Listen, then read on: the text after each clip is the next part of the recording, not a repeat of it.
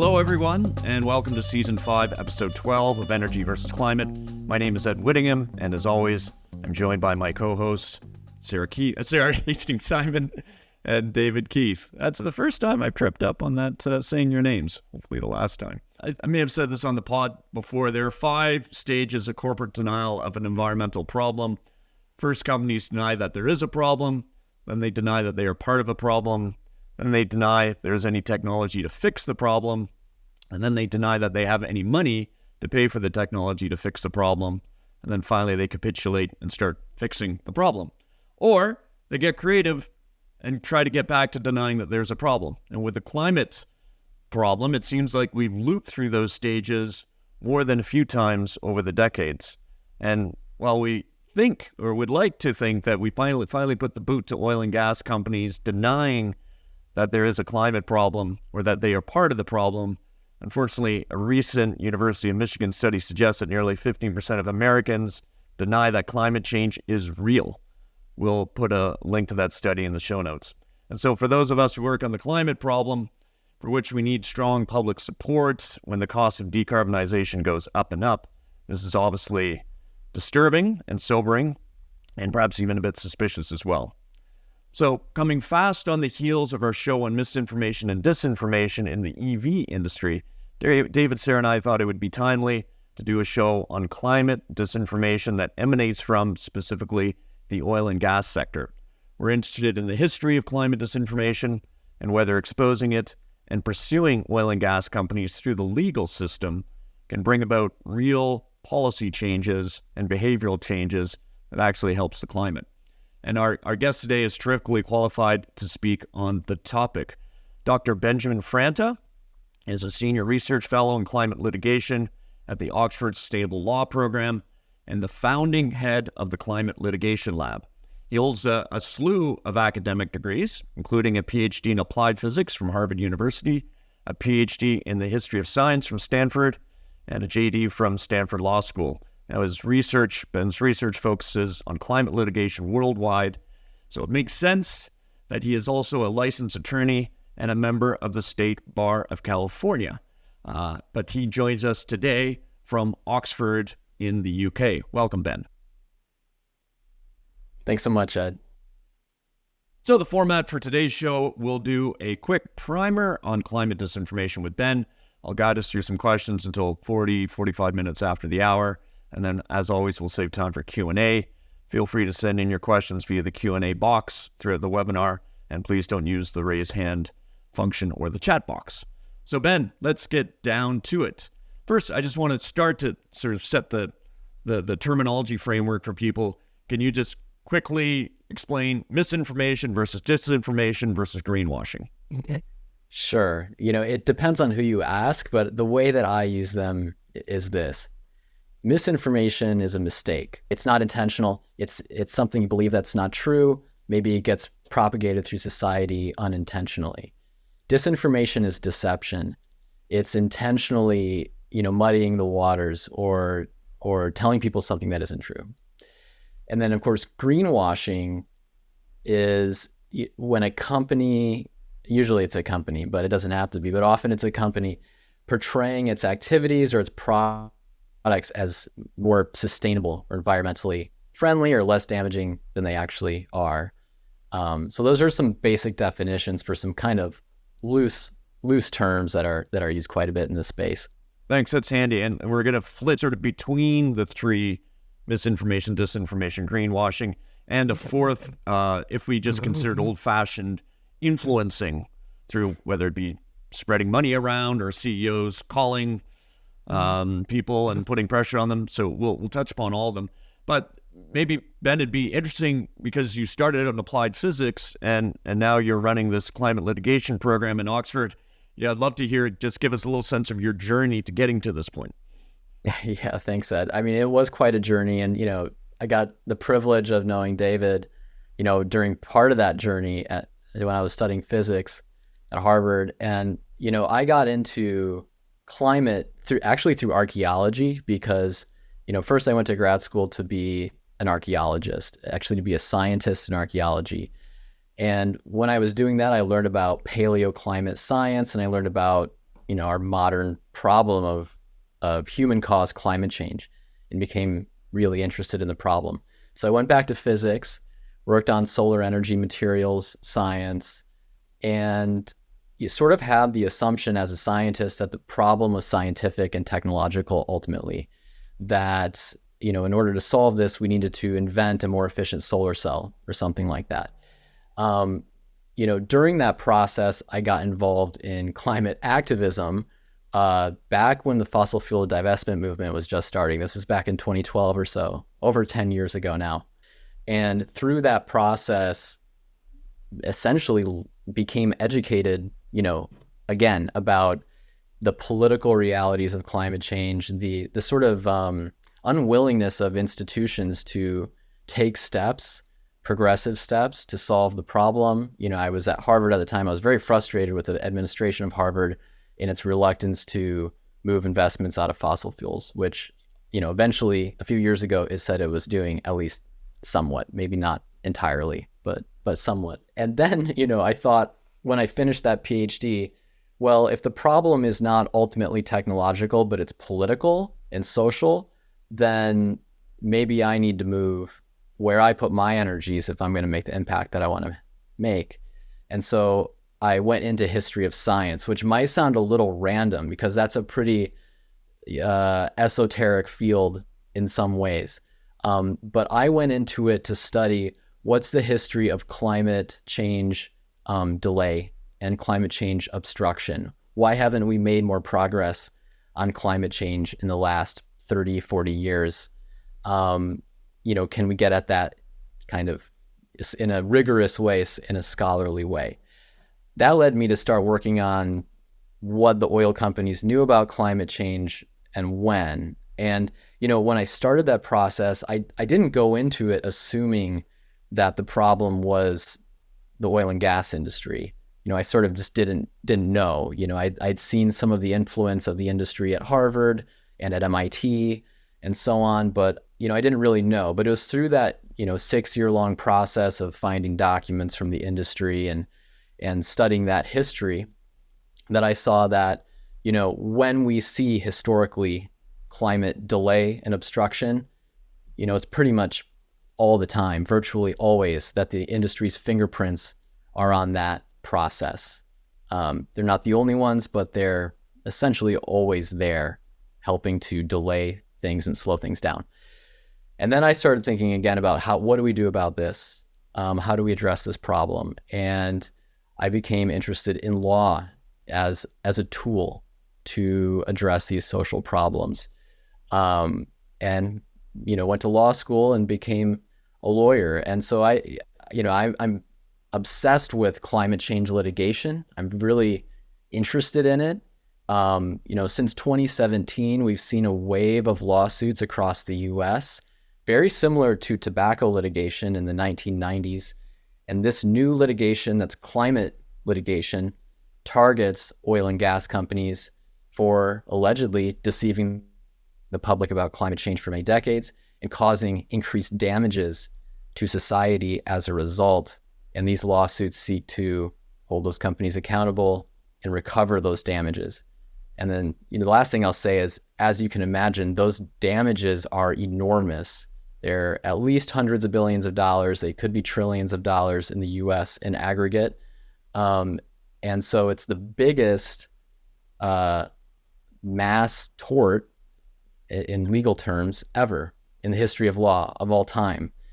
And these cases are now moving closer and closer to trial. Some of them are already in discovery, where documents are being obtained and depositions are being taken of key witnesses, things like that. So these lawsuits are very real, and this is happening. And so it's a kind of a fascinating front in the climate fight. I guess you could call it a fight because people are fighting a lot about it. I saw that we need research to inform these cases. We need scientific research, we need investigative research and legal research. And so that's why I came here to set up this group at Oxford to do that research. Great. That background is handy. And just for the viewer and the listener, later in the show, we're really going to dive into the legal side and kind of parse the strategies and the tactics, because certainly now it seems there's no shortage of legal actions against oil and gas companies for the historic damages. But let's get back when you said, you mentioned, you looked into what the oil companies knew about climate change and when. So what did they know and when? And Dave, I'm going to channel my inner David Keefe. He'll remind us that the first article in the New York Times about climate change, David, if I got it right, was in the early 50s.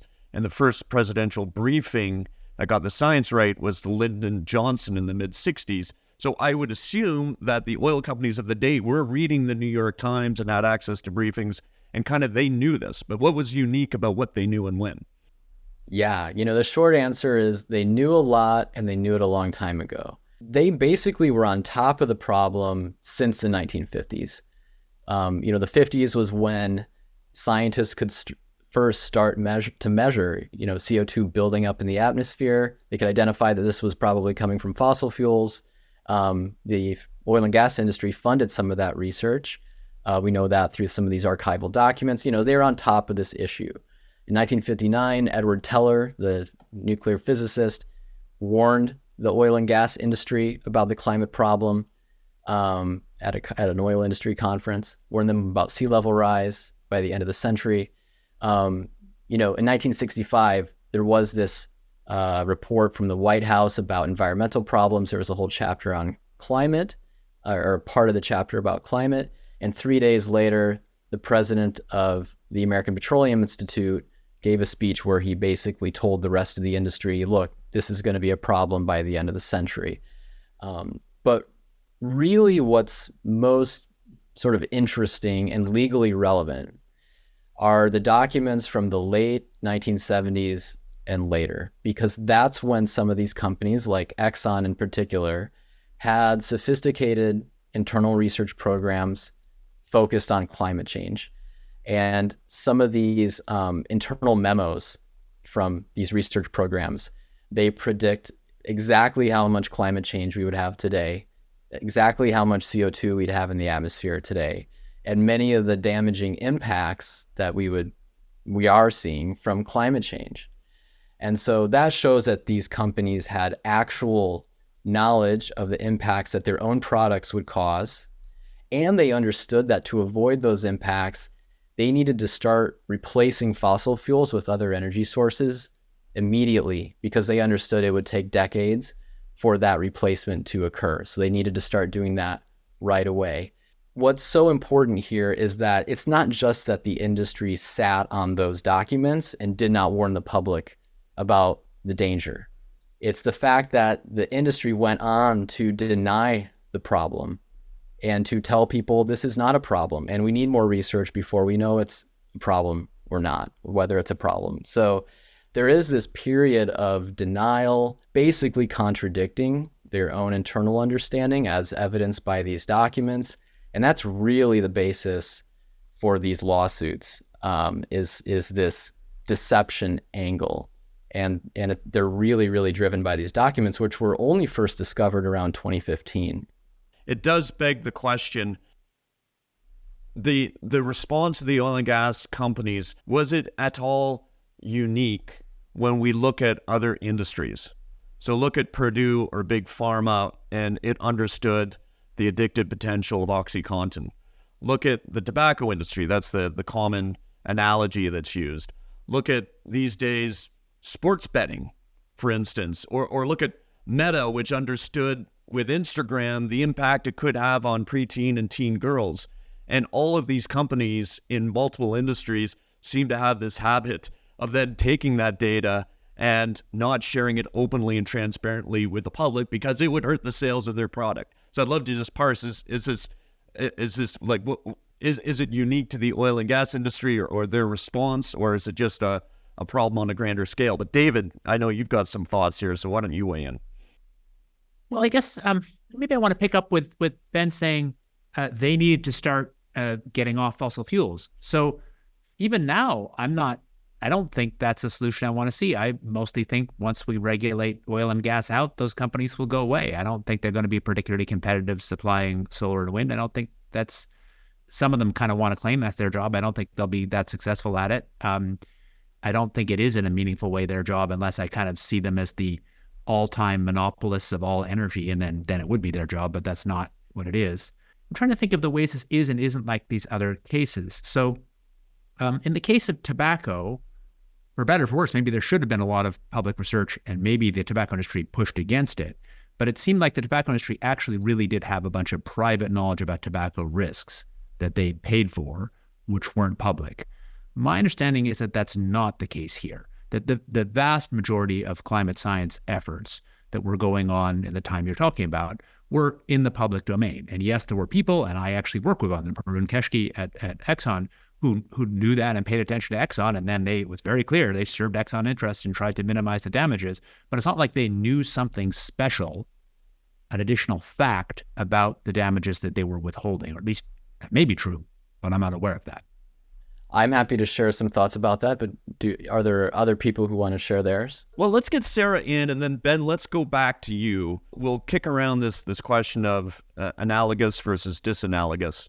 But yeah, Sara, your thoughts. Yeah, I mean, I think that similarity is certainly there. And, I've found a lot of the work that Amy Westervelt has done, tracing back even further, we were talking about 1950s, but going back to kind of the start of PR and this idea that, she says that that it's not necessarily that oil and gas is using big tobacco's playbook, but really that, they're using the same playbook that came from the same place. So I think that sort of is in line with this idea, Ed, of you're saying this is not unique. But I guess then I would go to, there were successful lawsuits against big tobacco, and there more recently have been successful lawsuits against some of the pharma companies and what they were doing related to oxy. So I think that, to me, that more is a almost proof of the point of, we do sort of draw a line in the sand somewhere and say that, companies can't, while it's reasonable that they would be trying to promote their products, there is a line that is too far when it goes into harm. But over to you, Ben, on the kind of legal aspect of that. Yeah, and I just want to say one point. Purdue, the maker of Oxy, was virtually sued into extinction, and now people are trying to go after the family as part of this. So it is an interesting case, and maybe we can talk about later. Could you actually foreseeably sue an oil and gas company into extinction? It's very interesting because it's very rare that two historical episodes are ever exactly the same, right? There are always differences, and it's kind of interesting to think about what they are. For me, I think one of the key differences between tobacco and fossil fuels is that tobacco was always about control. It was never really about abolition from a public policy perspective, or, outlawing tobacco, even though it's extremely deadly. With fossil fuels, the end state is not control. The end state is replacement as an energy source, ultimately, that, we sort of just know that has to occur. In a way, the fossil fuel industry is in a worse position than the tobacco industry, because the end game is worse for the fossil fuel industry than it is for the tobacco industry, which is still a very profitable industry. So, in some ways, the fossil fuel industry kind of realized that very early on, by the early 80s or so, to mid 80s, depending on the company. These companies understood that climate change was the existential problem for the industry's continued existence into the future. And that there was sort of a bit of a zero-sum situation between the industry's welfare and, the problem of climate change getting worse and worse and worse, of course. And that was understood too, just as a basic fact.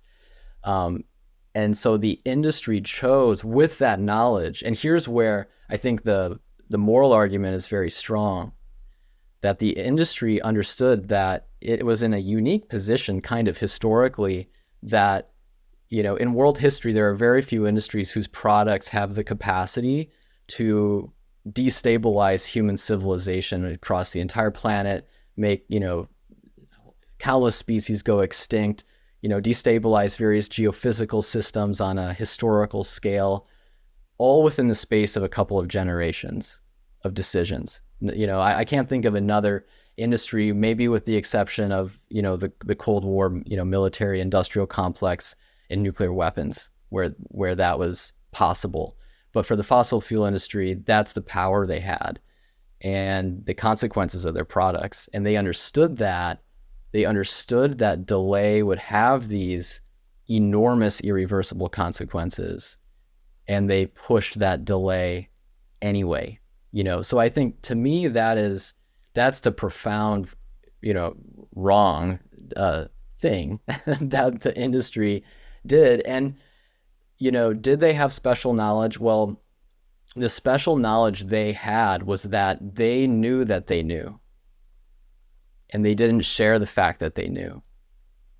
They portrayed themselves as uncertain, and they convinced a lot of other people that the situation was uncertain as well, but that wasn't accurate. And so, to me, that's one of the basic layers of the deception, was they did not disclose that they had internal research programs. They did not disclose that they knew with a high degree of certainty that these consequences would occur.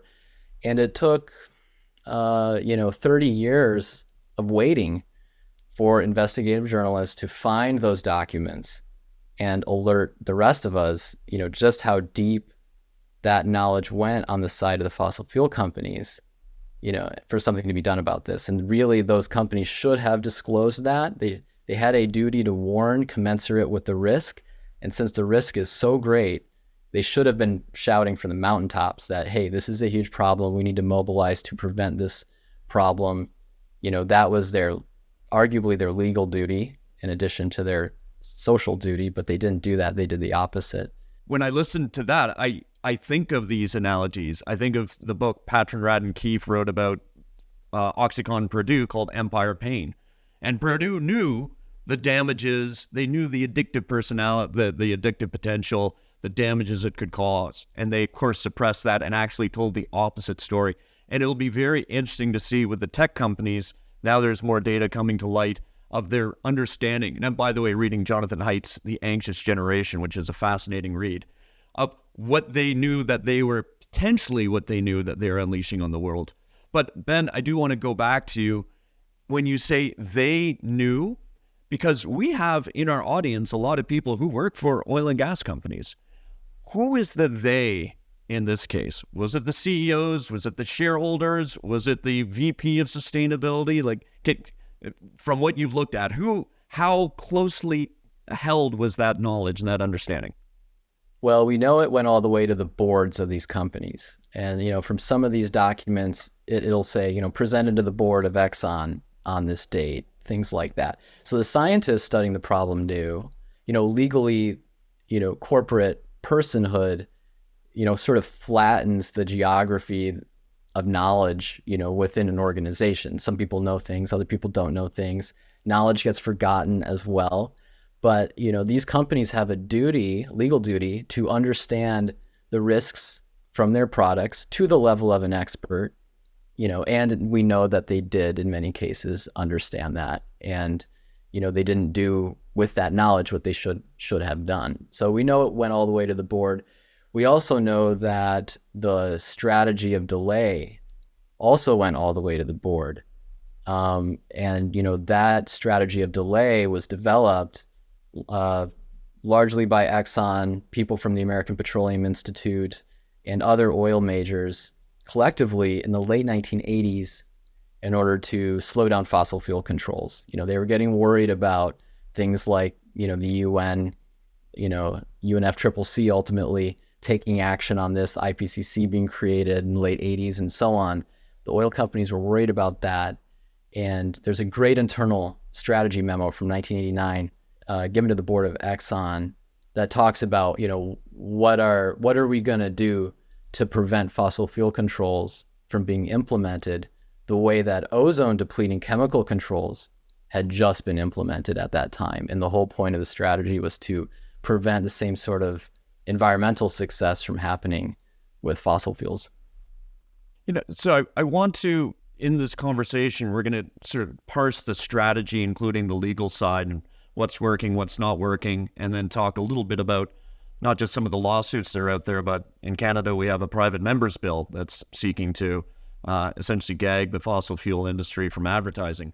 But before we do, with three academics here, I want to spend a bit of time on the soft influence tactic of funding of universities. And so Sara, you're at the University of Calgary in the School of Public Policy. you have a colleague who's, I think, mostly semi-retired, Jack Mintz, who's long been on the board of Imperial Oil, and the oil and gas industry has strong ties to the University of Calgary. David, you were a senior member of the IC, the Institute for Sustainable Energy, Environment, and Economy, I think it was, in the 2000s. And there was actually, you were a bit player in a scandal that involved the oil and gas industry and trying to influence a faculty member there. So maybe we'll start, David. Can you share that story? Because I think it's germane to our conversation today. Sure. So there were a couple, but the one that was most visible, where there really was a kind of me versus Elizabeth Cannon, the head of U Calgary, and a secret recording tapes, kind of high level confrontation, was that a guy called 𝘗𝘯𝘰𝘥𝘰𝘯, who was faculty at the business school, did a bunch of work on environmental policy, really nice work. He's still very active, but not in the Canada anymore. He was appointed to EPA Science Advisory Board, which is a really senior and important post for somebody who does environmental policy. And the then head of the business school, as I recall, at the behest of Cannon or the oil companies, that's where I'm not remembering clearly enough, ordered him to step off the SAB or to refuse the invitation. And that was a really obscene kind of obscene and short-sighted conflict of interest. Joe had a tape to prove that had happened, and there was some big confrontation about that. There were a few others. I mean, during my time at U Calgary, there was lots, including at one point there was a full-page ad in a local paper by the so-called Friends of Science condemning me personally, and many other things. But stepping back a little more analytically, and then I'd like to maybe hear Sara's take. A really interesting thing at the end of my time at Harvard is I served on the Institutional Conflict of Interest Committee that was meant to, across the whole university, set broad policies for institutional conflict of interest. It was actually really, really thought-provoking. And where roughly that committee landed, where I landed, but I'd like to hear Ben's kind of counter-argument, is that the key thing is when you have significant money from an interested party going into a thing which is really highly policy-related. So to give you some examples, if there was a purely Exxon or BP funded effort on climate at Harvard in the policy school, that would be a problem. And there was. Ben and I both know that. If there was a pure Saudi government funded thing on the empowerment of women in Islamic countries, that would be a problem. But at least for me personally, I don't want to see and don't think there's a reason to ban all funding by, say, Saudi Arabia or Exxon at Harvard. I'm completely happy if Exxon wants to pay some professor in the engineering school to do work on oil cleanup or fuel cells or whatever. That's technical work. As long as there's clarity about what's happened, I got no problem with that. So to me, there's a real difference between policy-focused work and more pure technical work. Obviously, there's a bit of continuum, and it also depends what the mix is. I could be okay with Exxon putting money into a policy effort at the Kennedy School, as long as it had very strong environmental layers as well, as long as the Exxon component was small and well-regulated. I could be okay with that. So, and we wrote a bunch of detailed policies about this, and it was quite a head-scratcher to think about how to write them. And Sara, do you want to speak to the U of C experience? I mean, just point blank, have you encountered instances where you think the oil and gas sector influences U of C research into public policy? We'll put technical work aside, as David talked about. And is it a problem, or how is U of C counteracting it, or how do you personally counteract it? Yeah, maybe I'll speak to my personal experience. And, I don't have kind of the same sort of direct personal experience like David has had previous at the university. I think a couple of things, and I mean, this is something that I talk with graduate students in science about, as someone who's sort of a scientist that straddles this policy space, the risk of kind of soft influence and being thoughtful about where you're taking money from and how, even if it doesn't come with strings attached, it can, of course, influence your thinking. I guess, and this is maybe, in the realm of sort of, wishful thinking solutions to all of this. But I actually, while the direct policy research is obviously challenging in some ways, I actually think that we can't really draw a line completely between kind of science versus policy. And I think I say this with, 3 ex-physicists who have kind of moved into the policy space on this call, who probably have experiences in the same space. Is sort of often as scientists, we feel like, oh, well, we're asking these very objective questions, right? And it's not influenced by anything other than science directly. And then you sort of start to dig under the hood and see that, in almost any science, even that I've, come across, there are ways in which our sort of experiences or, there's no sort of objective truth or objective scientific questions that we can completely ask. And so I think there's a bit of a slippery slope in there. And to some extent, I actually go back to some of the conversations we had a few seasons ago, where we talked about things like industrial policy. And to me, it's really more of a question of how we want to organize society, right? And who should be the funders of research? If we have money that exists in society, should that rest with companies who get to decide which research they fund? Or should fundamentally, more of those funds be directed ultimately, obviously via taxes, to governments who get to decide where research funding goes?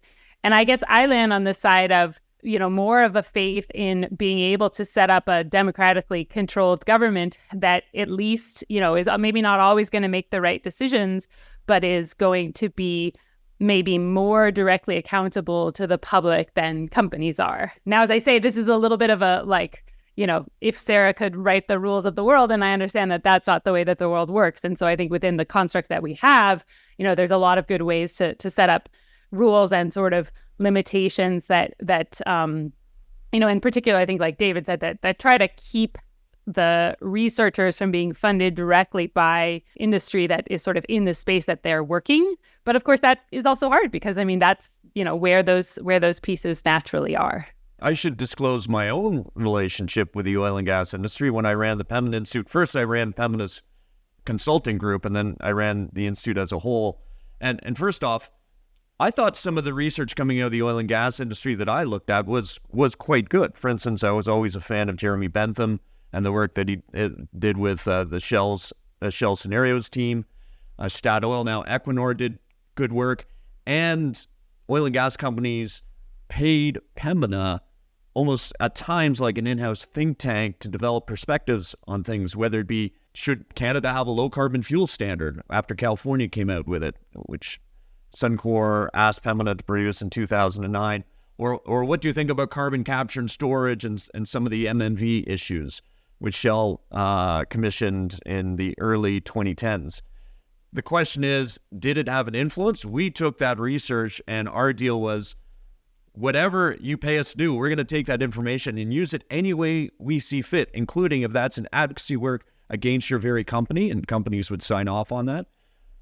Would it influence us in other ways? I would say yes, insofar as that I'd be more likely to take a phone call from, say, Suncor's CEO if he or she was unhappy with something that Pembina had said in the public domain, as opposed to if we had not had that relationship. So there's some soft influence there in that I would at least take those calls and listen because we had gone back and forth on, say, a piece of research that I wouldn't have done for just some company CEO rolling off the street.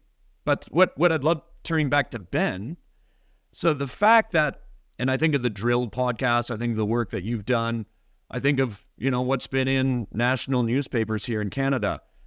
It's been pretty well publicized that the oil and gas industry had this information, knew, suppressed it, and then created, policies and behavior that promoted their products and has contributed greatly to climate change.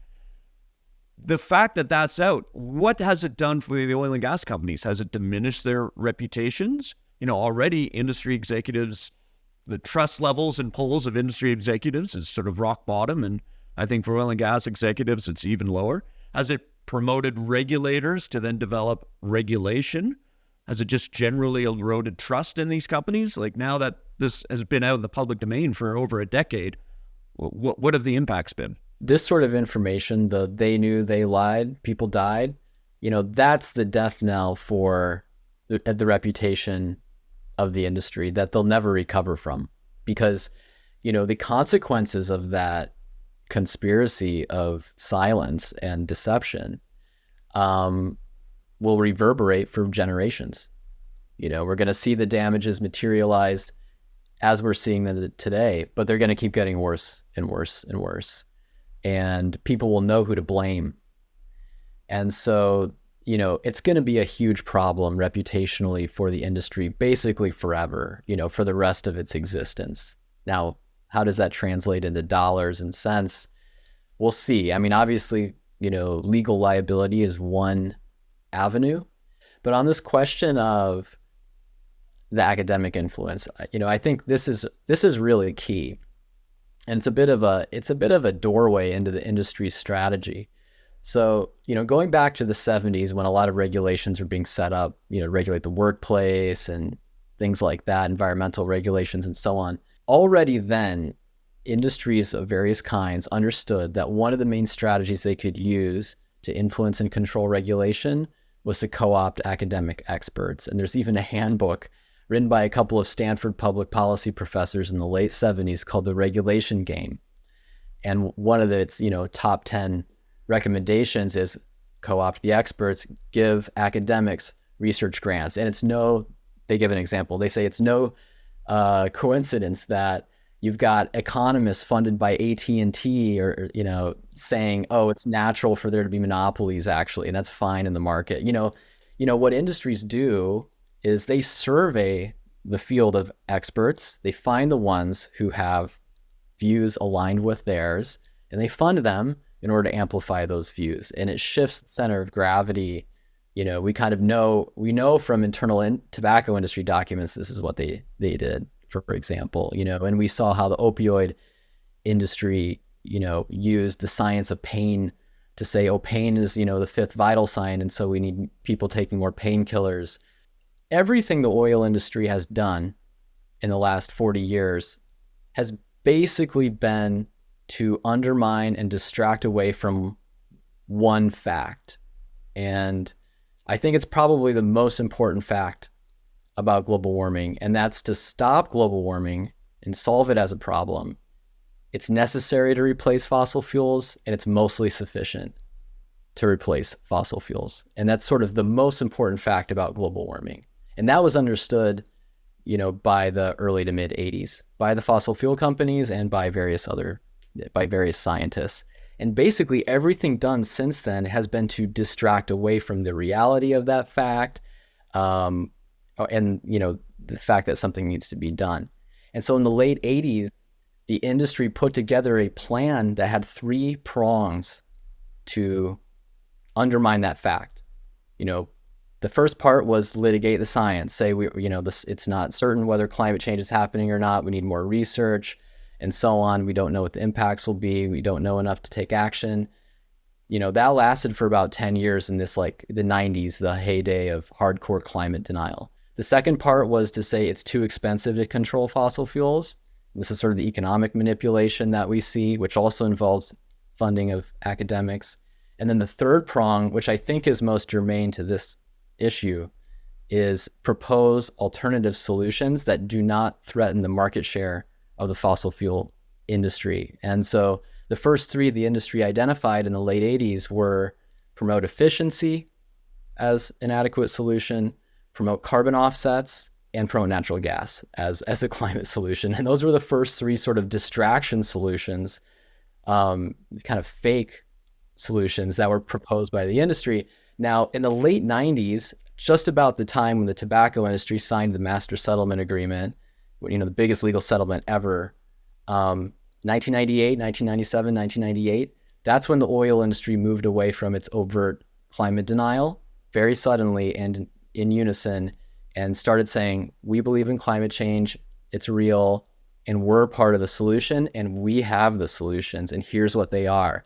And then they continue to promote more of these solutions that don't actually threaten the fossil fuel market share that much. And again, they serve to distract away from the necessity of replacing fossil fuels. So these are things like carbon capture. These are things like biofuels, which of course still contain fossil fuel. Almost all biofuels contain fossil fuel. Hydrogen, almost all the hydrogen produced in the United States is made from fossil gas. and it's a really good excuse to build more gas distribution pipelines or distribution networks. And we've seen the industry do that too. So all of these in personal responsibility, you need to carpool more. You need to not, take 20-minute showers. They need to be 10 minutes. All of these false solutions, this was an essential part of the industry strategy. Now, and I'll wrap up here because I know I'm kind of going on, but one of the ways the industry legitimized those solutions is by funding academic centers to focus on those things. And we also see that happening at exactly the same time historically, late 90s, early 2000s, when all these companies are undergoing rebranding campaigns. That's when they establish academic centers to focus on natural gas, carbon capture, biofuels, hydrogen, and their preferred policy solutions like cap and trade, which have been, empirically ineffective, basically. So, this is how it fits. This is how these solutions gain legitimacy. And then there's just the obvious fact that if you're an academic funded by an oil company, it's extremely difficult to testify against them, to take a public stance against them, and so on. I'm going to jump in. I feel like the things you said about the strategies for influencing academia and public policy, I completely agree with. And I think, to me, this is really kind of a separate debate. I'd like to have more on another thing with Sara, because I do think there's ways in which no place does very well, but I think Canada does particularly badly on having really independent academic research on policy. But really agree with what you say. But to me, that's nothing on that one. There's nothing special about fossil fuels at all. It's really about how academia regulates this kind of research. Sticking to the question of fossil fuels, I also agree with you about this lobbying salesmanship strategy that the companies took. Agreed. I think where maybe we don't agree, or where to me it's not clear, is whether thinking about this is illegal, to what extent these are legal matters, or it's reasonable to think they should be settled through the courts. So in the core thing, one of the core differences between the tobacco or oxy thing, or tobacco or oxycodone things, there seem to be two big differences. One is the fact that the companies really knew a bunch of specific facts about the risks of their product, which were not broadly known scientific facts. And I think you agree, that's not true in the case of fossil fuels. And the second one is that for certainly tobacco, we can argue about what's the right tobacco policy. I'm not saying a total ban's the right policy, but the point is nobody needs tobacco. If you went in a sudden policy where you eliminate tobacco tomorrow, people who are really strong smokers would arguably have their rights trampled, but nobody would be harmed. And many people would be better off in objective senses, obviously, with tobacco. I think the case is fundamentally different with fossil fuels. You're absolutely right that the stock and flow nature of the pollutant means in the end we have to stop putting CO2 in the atmosphere. No question at all. That's a fact. Although that's not a fact that is necessarily sufficient. We might want to remove CO2 from the atmosphere. So you implied that it was necessary to cut CO2 emissions zero. I agree. You implied that there's evidence that's sufficient. I don't see any evidence of that, because as you know, that just means that temperatures stop rising. And if you believe climate change is a problem, then presumably you should want to reduce those temperatures somehow. But that's a sideshow. I think the big point is that there isn't any objective right answer about how quickly to cut fossil fuels. And the answer is surely not instantly. If you cut fossil fuels instantly, there'd be real chaos and big harm. So to me, there's a legitimate public policy debate about how fast to cut them, where there isn't a simple right answer. No question, all of us on this podcast would vote to cut fossil fuels a lot faster than a typical oil and gas people. Self-interest matters. But there isn't an objective right answer where you can sue somebody for saying they delayed compared to an objective right answer. So that's where I'm really kind of puzzled about how this would make sense as a legal strategy. I get it as a PR strategy, helping to make those guys look worse. That certainly helps overall in lubricating the actual regulation that does something. But again, I guess one last thing is these are companies that make products that are not fundamentally consumer facing. So if it's Post versus Kellogg, or if it's competition between car brands, there's, consumer facing really matters. The oil and gas complicated supply chain it's not evidence that this advertising actually changes very much in a way that really is clear for other things. I think the advertising, as you say, the main thing is about simply preventing the political action that would have moved us faster off fossil fuels. In that way, they clearly have acted and been somewhat successful. Totally agreed. But it's not clear that it's not like a consumer product advertising. Yeah, I guess I hear your Thoughts on that?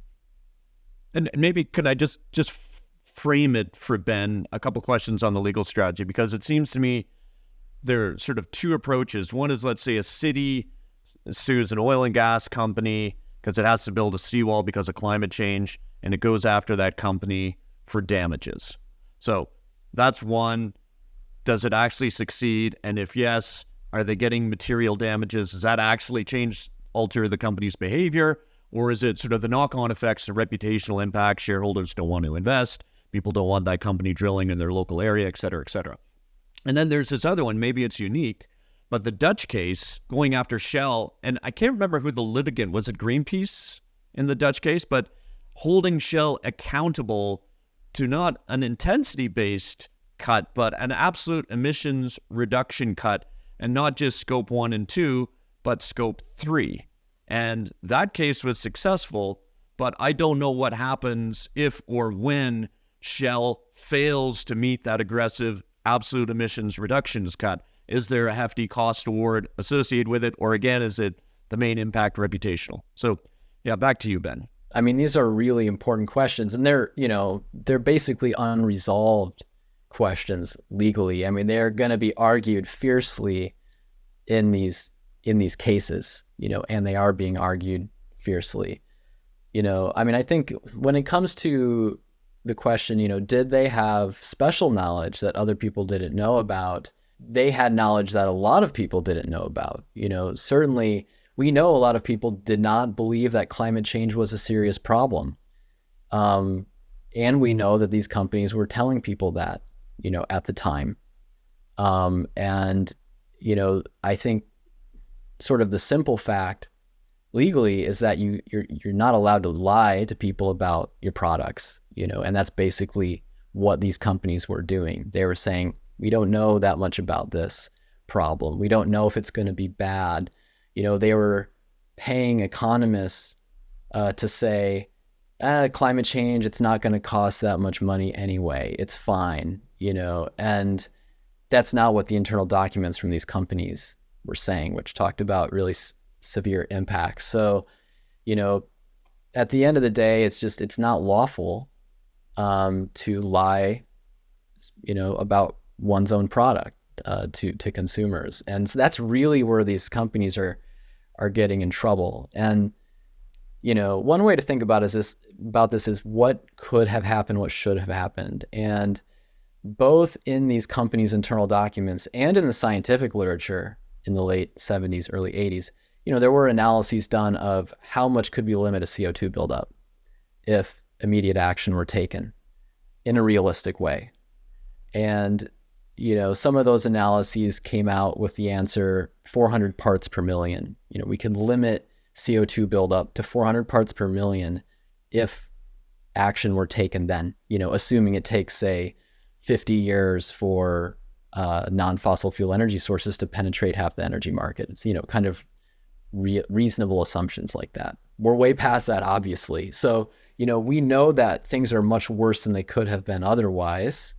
And we know that a substantial reason that it's worse is because these companies convinced a large fraction of the population that this is not a problem, that we have to wait, things like that. Now, that's where people might argue, back and forth about how do you isolate that?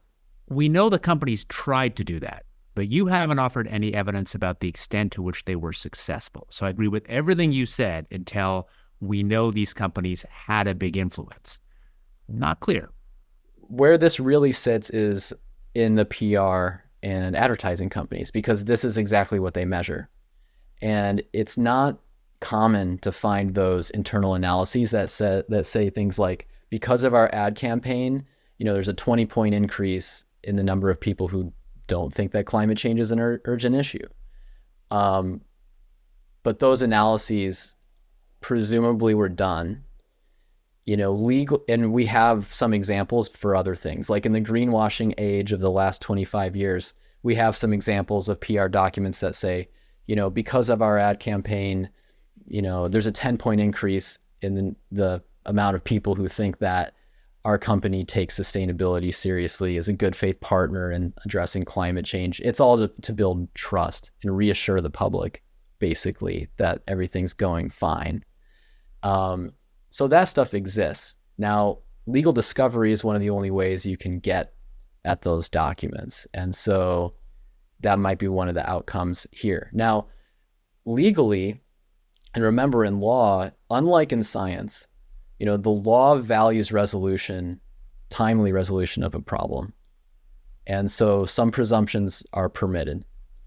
And, when a company says in its internal documents, our goal is to convince people this is not a problem, and then they take actions consistent with that, and they spend, hundreds of millions of dollars to do that, then there's a presumption that's permitted that that's what happened. And it's on the company to prove that their efforts were actually unsuccessful despite all of their money spent and things like that, right? So, that's some of the legal kind of jostling that goes on.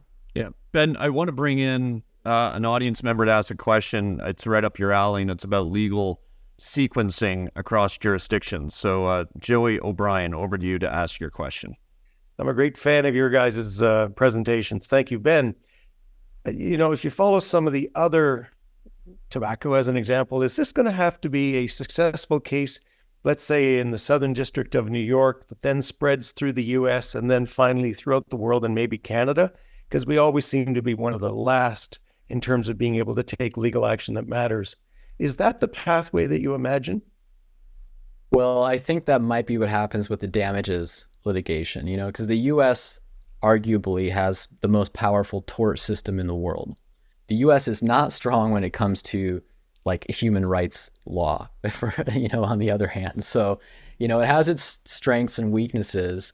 Where the US is strong is, the ability to sue big companies and whole industries for damages, extensive legal discovery, and the existence of jury trials and punitive damages. And, remember, punitive damages can be up to 10 times sometimes actual compensatory damages. So that's really what freaks defendants out, these, companies out, is that scale of potential punitive damages in front of a jury of regular people who will see these documents and this evidence. And Ben, sorry, just to jump on, the other difference in the U.S. is the strength of private prosecutions. So RFK Jr., before he became a nut bar, set up the Waterkeeper Alliance, and it was all based on private prosecutions, getting big awards, then piling that money back into further legal actions. I've actually tried a private prosecution in Canada. Invariably, the Crown comes in, takes over the case, and stays the charges. So it's just not a successful tactic here in Canada. That's really interesting. Thanks, Ed. And there are cases going on all around the world of different kinds. Ed, you mentioned the case in the Netherlands against Shell. That sort of case I have a hard time imagining happening in the US, to seek an injunction against a company that basically orders it to change its business plan, because of some human rights law. But you can, that's what happened in Europe. And that case is being replicated in various forms throughout Europe. And it's going to be strengthened by these various international human rights courts opinions that are now coming out this year about climate change. So there are these different legal strategies happening around the world, pursuing, the strengths of their respective legal systems. Maybe asking, Ben, for you to kind of look into the future almost in the U.S., how could this play out, say, over the next 10 years or something like that, in terms of these cases, or maybe if you don't have a crystal ball, at least what are some of the different ways that this could go? I don't want to speculate too much, but we can look at what's happened with other mass tort situations. You could have a mass settlement. You could have a mass settlement with some entities, like, some of the opioid litigation. You had, big settlements, and then you had leftover suits that continued. You could have something like that. You could have a congressionally brokered deal.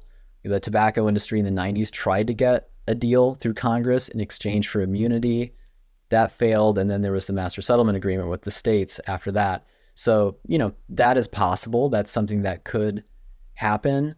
We sort of don't know. And of course, the Supreme Court could also weigh in on this and change the shape of these cases. So there are lots of different potential outcomes. A really interesting development that's parallel is that some of the states are now proposing in state legislatures these climate superfund bills, which basically calculate or estimate damages from climate change adaptation costs in state, and then sort of get that money directly from the fossil fuel companies. So it's kind of accomplishing what damages litigation would seek, but as a matter of legislation. And I'm sure that will be challenged legally.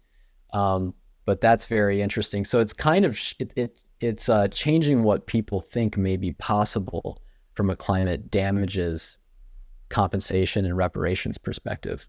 And do you think then would funds actually flow? I mean, you talked about the legal system liking, resolution. So is this something where funds would flow, or would there be legal battles that just continue for, a really long time stretching this out?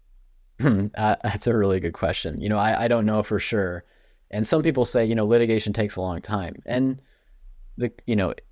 it does compared to some things, and it doesn't compared to other things. The big mass torts take 10 years, basically, in the US. And, these cases started 6-7 years ago. So we're already pretty far in. We're kind of on the cusp of trial potentially for some of the cases. But 10 years to, fundamentally change the whole climate calculus and that whole situation, to me, that I wish it were faster, but that also is not a huge amount of time. I mean, if this would have started in 2005 or 2010 with a successful strategy and the evidence that was needed, we'd be in a different place now. Well, I'm looking at the clock. We're actually at the top of the hour. Unfortunately, to all those audience members who asked questions, sorry we weren't able to get to all of them or many of them. As you saw with Sara, we tried to incorporate them into our own questions of Ben. But Ben, I just want to say thank you. This has been a fascinating topic, and it's a very live discussion, and it almost begs having you back on the show in a year or two to see how some of these cases have played out. Yeah, thank you, Ed and David and Sara and Ahmed. It's, to be continued. I think climate litigation will probably continue for the rest of our lives, I would imagine, in some form. I expect that it will. It's a fascinating field, and you're obviously on the leading edge of it. So thank you. And a reminder, this episode's going to be available at energyversusclimate.com and on Spotify, Apple Podcasts, wherever you listen. Please review and rate us when you can. It helps new listeners to find the show. Send feedback at info@energyversusclimate.com. And thanks to Crystal Hickey, Serena Gibson, Talia Grunauer, and our producer, Amit Tandon, for their support. Very special end of Season 5 show coming up. So we'll be back on June 20th, tentatively, with Minister of Energy and Natural Resources of Canada, Jonathan Wilkinson. Sometimes to the end of the season, we'll do an Ask Us Anything show. This is kind of like Ask the Minister Anything, and we will ask him a bunch of things. So, of course, we're subject to the vagaries and precariousness of a minister's schedule, but that's the latest plan. We hope to see you then. Once again, thank you so much, Ben, for your time today. And everyone, enjoy the rest of your day.